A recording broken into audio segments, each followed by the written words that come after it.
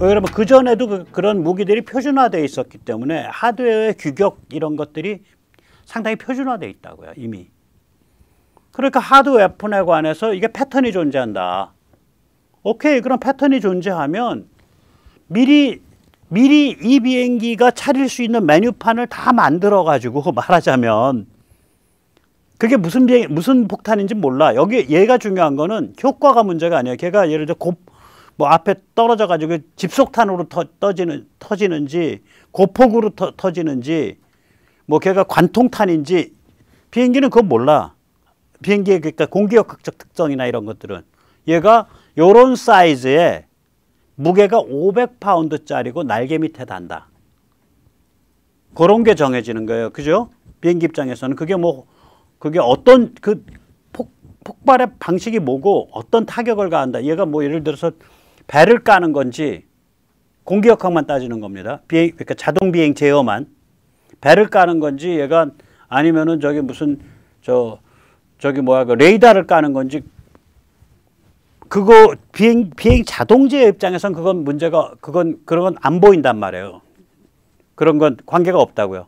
얘 입장에서는 예를 들면 사이즈, 무게, 얘를 떨어뜨렸을 때의 영향, 얘를 달고 갈 때의 공기 저항의 증가 영향, 뭐 이런 것들이 제일 문제가 되죠. 비행 자동제어 입장에선. 그런 걸로 나타날 수 있는 변수들을 다 정해가지고 그 라이브러리라 그래요. 딱 정해놓으면 그게 뭐 폭탄 이름이 ABC278인지 뭐 아니면 XYZ375인지 모르지만 그렇게 폭탄 그거 앞으로 어떤 폭탄이 오던 간에 여기에서 맞춰가지고 ABC278 유선형으로 생겼고 500파운드짜리고 뭐 되게 이런 거니까 요거는 여기가 말하는 12378번에 해당하네. 그거 끄집어내서 12378번이라고 정해가지고 딱 엮어버리면은 비행 자동 제어 쪽은 되는 거예요. 그럼 이제 테스트만 하면 돼. 그런 식으로 하겠다는 거예요, 이게. 그 소프트 쪽은 아예 비행 자동 제어랑 거의 상관이 없으니까 그건 이제 전력 계획만 상관이 있죠, 소프트는. 예를 들어서 레이더를 뭐 A 모드에서 B 모드로 가게 되면 200와트 뭐 예를 들어서 10kW 쓰던 게 순간적으로 50kW가 걸린다. 그러면 발전기가 그때 발전기랑 그 배터리가 하중을 감당해야 된다. 뭐 그런 종류의 그건 이제 파워 플랜이죠. 전력 플랜. 그건 별도죠. 비행기 자체의 공기역학적인 그 비행 자동 제어랑은 조금 다른 문제죠. 그래서 그렇게 하겠다는 거죠. 물론 이럴 때 이제 비행기 하나하나마다 들고 다니면서 등록을 하드 웨폰을 등록하고 이러지 않겠죠.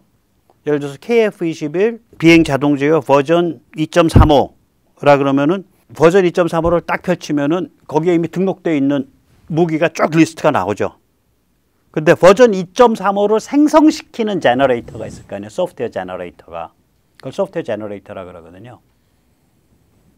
그러니까 그때마다 소프트웨어를 짜는 게 아니라 변수 따다다닥 정하면은 요번에 이제 예를 들면은 AIM 260이라는 모델을 등록할 거야. 제너레이터에서. 얘는 여기서 규정해 놓은 무기 그 변수 중에 이거야. 그러니까 변수 안에만 들어와 있으면은 등록 라이브러리 안에만 그와 규격이 동일한 것들이 미리 정의되어 있으면 그거 그냥 등록해서 등록 딱 단추 누르면 거기에 맞춰서 비행 자동 제어 소프트웨어 2.35가 그냥 쫙 실행 파일이 형성돼 버려요. 그런 식으로 하겠다는 거예요, 이게.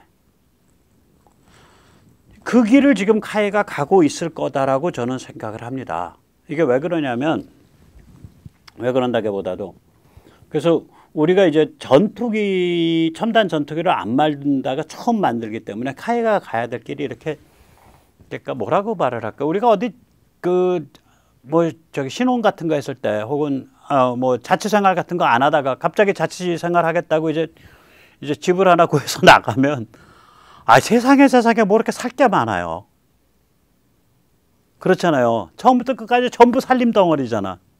지금 카이가 딱 그 꼴이에요. 카이가 이런 첨단 전투기를 안 만들다가 처음 만들었기 때문에 죄송합니다. 그런 용어 있죠. 우리가 고스톱 칠 때 나가리로 쌓아놓은 자산이 없는 거야. 그래서 이런 나가리로 쌓는 자산들, 환경들, 뭐 이걸 다 만들어가면서 가고 있는 거예요. 그래서 이게 그 개발비가 그냥 비행기 자체의 개발비가 아니라 그 환경을 만들어가면서 간다. 그 주변을. 그래서 이게 따따블로 드는 거죠. 보통 한 두세 배 더 든다고 봐야 됩니다. 그래서 개발비가 8조면은 8조 중에 제가 보기엔 최소 4조, 5조 이상이 자체가 아니라 그 주변을 다 만드는 거. 생산 시스템 만들고 그거 회사 쓸 때 경험이 없으니까 옛날에 그 경험이 있으면 이거 변형해서 쓰면 돼 이렇게 되는데 업력이 짧잖아요. 업력이라 그러죠. 업의 히스토리, 비즈니스 히스토리가 짧기 때문에 그거 자체도 하나하나 다 만들어가면서 가야 돼요. 정말 엄청나게 고생하고 계실 겁니다. 고생 많이 하세요. 뭐 제가 고생하는 거 아니니까 그냥 말로 때울게요. 고생 많이 하세요. 제 돈이 많으면은 아이씨 저기 하겐다스 아이스크림 저 좋아하는데 그거 한 500kg 사서 보내드리겠는데 뭐 1파인트짜리 뭐 반 파인트짜리 무슨 뭐 아몬드 뭐 별거 다 이렇게 세트로 해서 근데 뭐 할 수 없죠. 네, 말로 때우겠습니다. 자 그러면 다시 얘기를 들어보죠. 근데 미국이 왜 이걸 지금에서 하냐? 민간에서는 이런 방법론이 옛날부터 이래저래 쓰였는데 제가 보기엔 이거 기술적인 어려움보다는요 현실 조건과 이해관계 때문에 그래요. 일단 현실 조건에서 보면 하드 웨폰이나 소프트 웨폰의 급속 진화가 그 전에 그렇게 요즘처럼 빠르질 않았어요. 그러니까 이 웨폰이 빨리 안 발전하면 미션 시스템하고 자동 비행 제어 쪽을 웨폰이랑 연결되는 미션 시스템하고 비행기가 조정이 되는 자동 비행 제어를 그냥 한 몸뚱이로 엮어놔도 큰 문제가 없어요. 이쪽이 다 상수니까 웨폰 쪽이. 그냥 편한 대로 아무 생각 없이 한 몸뚱이로 엮었을 거라고요. 그 다음에 이제 이해관계가 있는데요.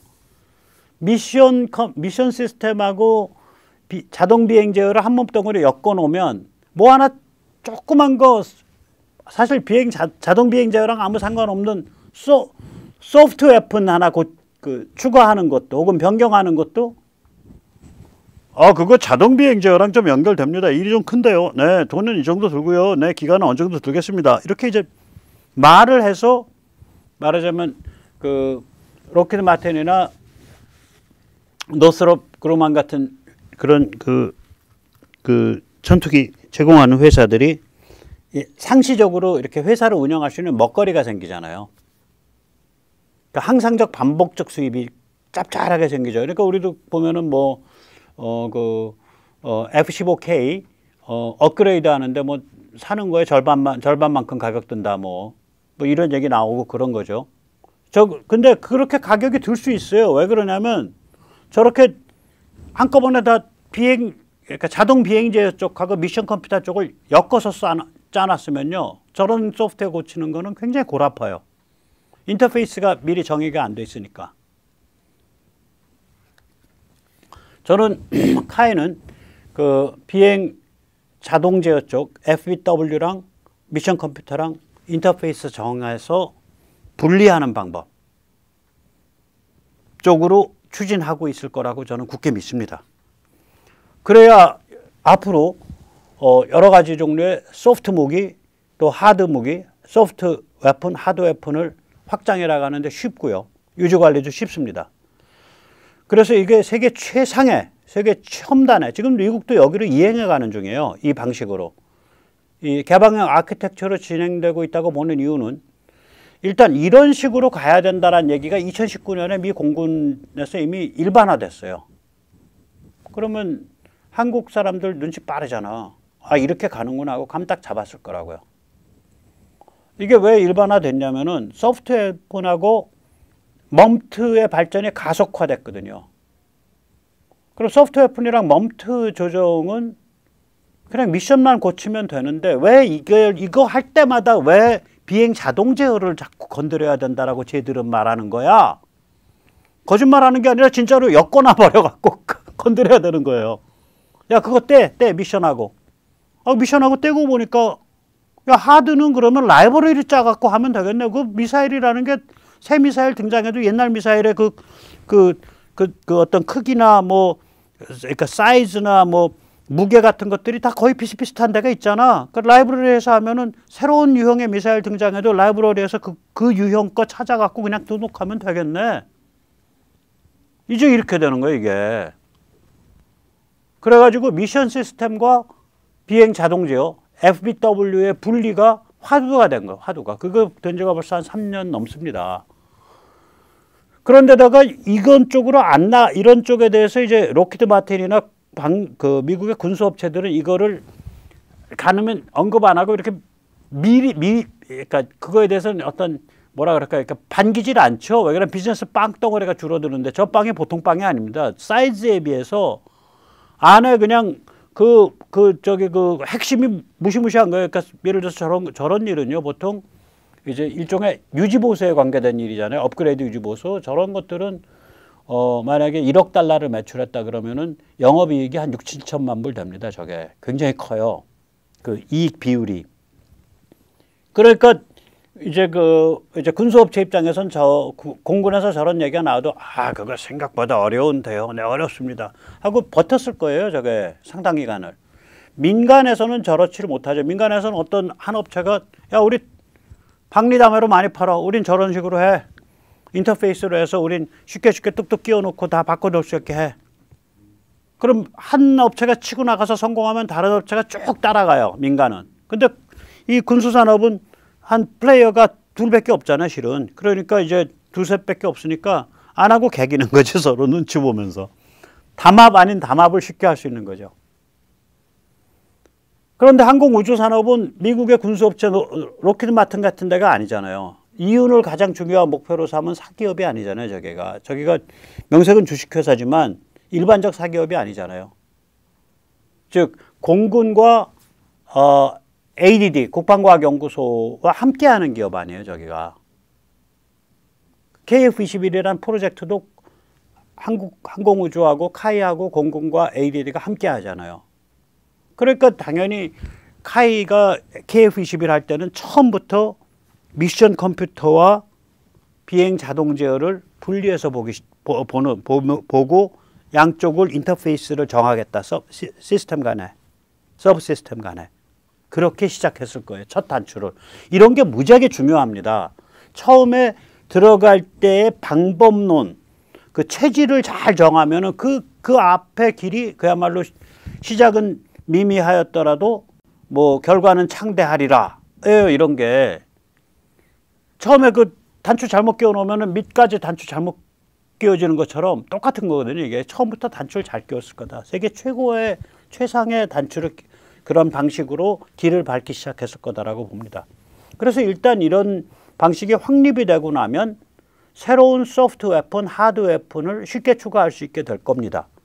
지금 이게 확립되어 있다고 주장하는 게 아니라 지금 카이가 개발하고 있는 비행 자동 제어는 이 방식으로 그렇게 인터페이스를 제공하는, 그러니까 미션 컴퓨터에 대해서 인터페이스를 제공하는 방식으로 수정되고 짜여지고 있을 거다. 그 얘기입니다. 그게 세계에서 최강, 최고의 구조다. 그 얘기입니다. 이제 좀 오지랖 넓은 걱정을 좀 한다면요. 카이가 저게 이제 사기업이 아니니까 좋은 점도 있지만, 저게 오너가 없는 이제 그런 관료적인 조직이니까 앞으로도 공적인 요구와 기업으로서의 요구를 융합할 수 있을 거냐. 지금까지는 뭐 KF-21에 관해서는 잘 융합한 것 같아요. 앞으로도 이거 융합할 수 있을 거냐. 근데 저는 융합할 수 있다고 봅니다. 왜 그러냐면 카이가 인터페이스 하는 그 상대방들이 다 좋아요. 공군도 공군 나름대로 사명감이 가득하고 특히 윤 정부 들어서서 저는 이제 제가 교육이나 사회나 문화에 대해서는 이제 조만간에 한번 무지하게 날카롭게 비판하려고 그러는데 이 외교, 안보, 통일, 한미 관계는 지금 잘 풀고 있거든요. 오죽하면 김여정이가 나는 윤석열에게 인간이 싫어요. 안 만나 얘기 안 해요. 그게 좋은 거예요. 잘 풀고 있는 거예요. 그러니까 이제 그러한 기풍이 지금 정상화되어 있다고요. 외교, 안보, 통일, 국방 이런 쪽에서 정상화되어 있기 때문에 대한민국 공군의 그런 그 날카롭고 통찰력 있는 인풋이 앞으로 점점 더 강화될 거고 또 마찬가지로 국방과학연구소도 똑같이 그렇게 갈 겁니다. 그러니까 카이를 이끌어주고 있는 두 개의 지도적 역할을 해주는 그 뭐라 그럴까요? 그 카운터파트죠. 거래 상대방이 점점 더 막강해지고 있기 때문에 카이가 앞으로 더 발전할 겁니다. 그런 데다가 마지막에 그 카이를 뒤에서 밀어주고 있는 데가 있잖아요. 기업들이 이제 세계적인 자기가 자기 먹거리 알아서 찾고 국방과학연구소에서 주는 그 R&D도 하지만 자기가 세계 무대에 나가서 팔아갖고 벌어갖고 그 돈 가지고 또 R&D하고 우리나라 기업들이 R&D 비용 쓰는 비중이 전 세계에서 제일 높거든요. 그러니까 기업들이 당당해지면서 카이에 가서 이거 카이 그렇게 하시면 안 되죠. 이거 이렇게 하셔야죠. 이거 이렇게 하면 더 좋습니다. 이런 얘기들을 기업들이 당당하게 할 거라고요. 그래서 카이가 복이 터졌어요.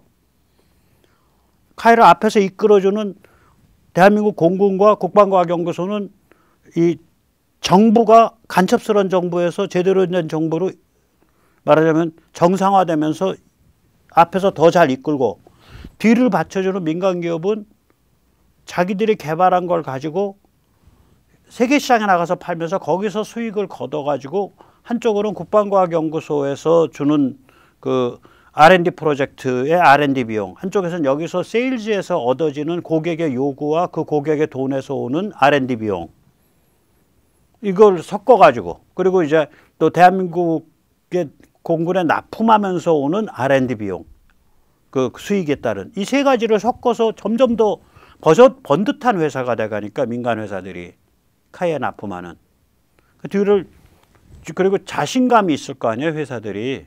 그 전에 판매처라 그래봐야 대한민국 국방부밖에 없고 R&D 비용이라 그래봐야 가서 이거 부벼갖고 국방과학연구소에서만 따와야 되고 이랬을 때 하고 밖에 나가서 인상받고 밖에서 세계적인 그런 전문 기업으로서 거기서 세일즈 일으켜서 거기서 수입 내서 하면 당당해지거든. 그리고 밖에서 보고 들은 게 있을 거 아니야. 바깥에 그 사용자의 그 요구사항을 들었잖아요. 거기 가니까 이런 말 하던데 카이도 이거 고민하셔야 될 것 같은데 이런 것들이 굉장히 중요한 거거든요. 그 한마디가. 그래서 카이가 복이 터졌습니다. 잘 될 겁니다. 자, 제가 이제 이번 주에 좀 달렸죠. 이번 주에 사실은 역작을 만들어 보겠다고 한 거예요. 위대한 미국의 부활, 그래가지고 이제 한미 관계 다시 써야 된다까지 해서 달려가지고 오늘은 좀 쉽게 갔습니다. 즐거운 주말 보내시고요. 좀 여러 가지로 우울해도 너무 그렇게 많이 우울해하지 마십시오. 좀 약간 냉소적으로 말하면 윤 대통령 취직하신 지 지금 직장에 출근하신 지 100일밖에 안 됐습니다. 그리고 그 국힘도 귀신 나오는 집이거든요. 그거 이제 간신히 이제 왕무당 쫓아낸 거예요. 그리고 뭐 제대로 될지 안 될지도 모르겠어요. 그러나 최소한 당대표가 대통령을 갈갈이 찢어가지고 자기 정치 자산으로 만들겠다 이런 식까지는 아니다. 그다음에 이제 아까도 말씀드렸지만 외교 안보 국방 이쪽은 좀 잡은 것 같다. 그리고 행안부 경찰 검찰, 아니 세상에 경찰이 데모하는 나라예요 여기가. 거기는 이제 좀 장악을 한 것 같다. 그리고 이제 저희가 저거죠. 우리나라가 경제를 잘 견디고 있거든요. 지금 다른 나라 다 개판 나고 있는데 남보다 덜 깨지고 있다고요. 이기고 있는 거예요. 그건 이제 민간 쪽에서 잘하고 있는 거고, 정부가 특별히 잘하지 않아도 정부가 못하지만 않으면, 그러니까 문재인 정부처럼 소주성 같은 개 이상한 그 정책만 안 피면은 민간이 그건 잘 돌아가기 때문에 지금 잘 지켜가고 있고요. 이제 정부에서 정말 스마트하게 전략적 지능적으로 해야 할 부분, 할 수 있는 부분은 뭐냐면은 교육, 문화, 복지, 보건, 그리고 이른바 여성가족이라고 불리는 이상한 영역, 그런 것들을 잘 풀어야 되는데 그게 이제 표를 결정해요. 표심을. 그게 체감 온도거든요. 국민들은. 그거를 제대로 푸는 전략적 자세나 노하우가 획득될지 안 될지 저도 잘 모르겠습니다. 그거에 대해서 좀 비판적인 얘기를 다음 주에는 한 번은 제가 하려고 합니다. 네, 그러면 잘 쉬시고요. 뭐 이렇게 해서 열심히 해가면 좋은 일이 많을 것 같습니다. 예, 감사합니다.